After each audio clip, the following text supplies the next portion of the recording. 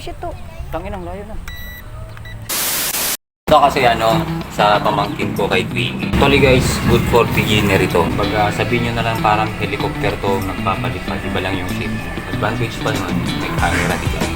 From good for new beginning lang to sa mga gusto magkaroon ng DJI o kaya mamahal. Para at least, makontrol nyo agad yung pag nasa original na kayo. And good for sa mga regalo nyo rin sa mga bata. Kahit mabangga to, ayos lang. Hindi siya parang propeller ng DJI na nakakasugat.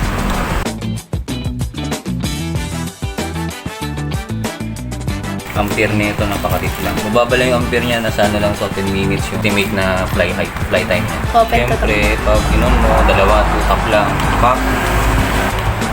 Ay lobat. Balik kung mag-ipa-power mo, isa, dalawa.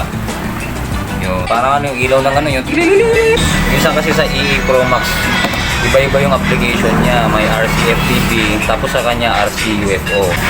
So, balik kung paano mo makuha to, at saka yung compatible sa kanya, may guide naman dito sa kanya. Ayan tap mo lang kaya anong scanner yung meron sa'yo. Diba? Pag open mo, get link mo na lang tapos download mo na agad. Bali Android ka naman, pack, i-Android mo na lang. And second natin, kailangan mo ng Wi-Fi. Yung Wi-Fi UFO lang yung pipiliin mo sa kanya. Check natin.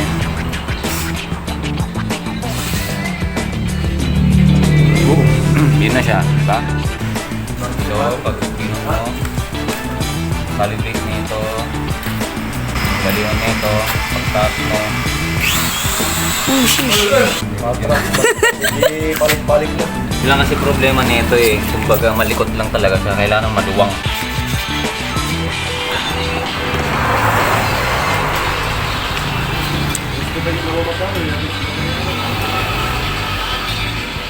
Hintay lang natin. 2 hours later. And dito tayo magpapalipat sa maluwang na area. Kakalibrate lang nila natin kasi di ko sure kung walang GPS. Ayun. Kapag nakita mong wala na yung blinking, konektado na sa kanya. Nasa bahay ka lang kasi tapos tinatansya-tansya mo ng yung mga subject. Ma-pressure ka kasi.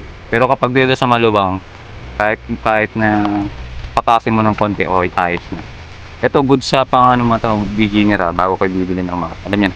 Pwede ring L200, Postenic ata, Atom, tapos Postenic Atom 2. Likot niya tignan mo kailangan mong taas.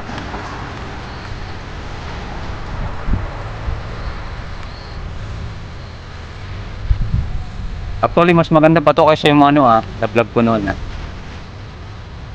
Matras lang siya. Yun ang calibrate niya. Walang GPS kasi. Pwede nang ibante na lang.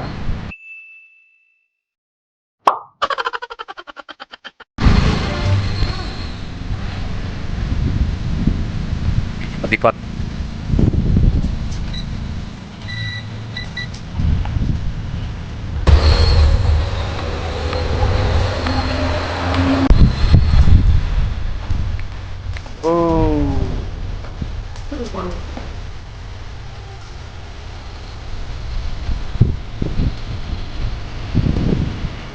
Nakatutok sa akin nakatutok tayo balik. Reverse yung kinokontrol ko. Balik pa ganito. Ngayon, naabante natin, papaganito siya. Tapos, right.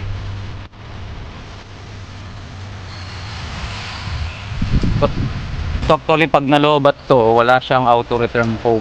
Kumbaga, pag na-disconnect na, lost control na lang, bigla-bigla na lang siyang mag-disconnect, babagsak na lang siya. Oh shit! Medyo bumaliktad na ata yung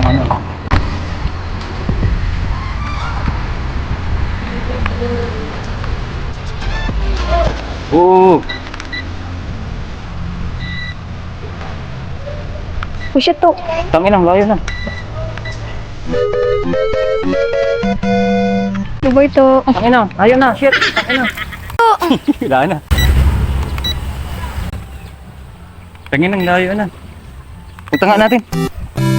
Nakita ko nasa na.